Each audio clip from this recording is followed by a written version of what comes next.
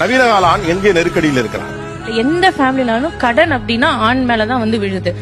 சில சமயம் மட்டும்தான் பெண்கள் வந்து கடனுக்கு போறாங்களே தவிர, பட் மோஸ்ட்லி கடன் வந்து ஆண்கள் தான் சுமக்குறாங்க அந்த ஃபேமிலில. நல்ல அப்சர்வேஷன் இது. ஏன்னா பெருவாரியா கடனாளி அப்படின்னாலே இது ஆணாதான் இருக்கான். ஹஸ்பண்ட் வந்து மாசம் 30 நாளும் வேலைக்கு போறாங்க சார். 30 நாளும் வேலைக்கு போறாங்க. அங்க 1000 பேர் வேலை பாக்குறாங்க கம்பெனில. அவங்க எல்லாத்தையும் சமாளிச்சுட்டு வந்துருவாங்க. ஆனா வீட்டுக்கு வந்து அங்க என்ன பிரச்சனை இருந்தாலும் சரி, வீட்டுக்கு வந்து அந்த துளி கூட முகம் சுளிக்காம அந்த சிரிச்ச முகத்தோட வந்து என்னப்பா பண்ற, இன்னைக்கு என்ன செஞ்ச, அந்த மாதிரி கேட்டுட்டு அந்த ஒரு சந்தோஷமா, அவருக்குள்ள எவ்வளவு கஷ்டம் இருந்தாலும் அந்த ஒரு சந்தோஷமாவே வந்து என்கிட்ட பேசுறது. எமோஷனல் சப்ரஷன்ல வந்து மென் வந்து இருக்காங்க.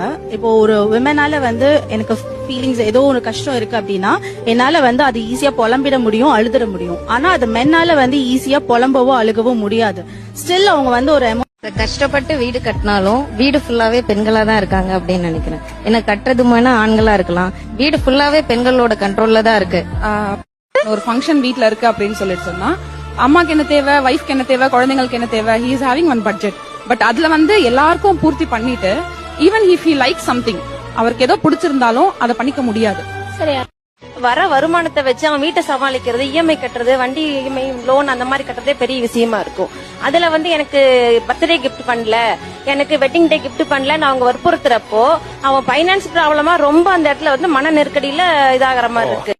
நான் ஒரு அட்வொகேட். ஒரு ஆணும் பெண்ணும் சமமா ஒரே பிரச்சனையை ஃபேஸ் பண்ணாலும் பெண்ணுக்கு இதுதான் அஃபென்ஸ் நடந்தா நீ கோர்ட்டுக்கு போகலாம்னு ஒரு அவுட்லெட் இருக்கு.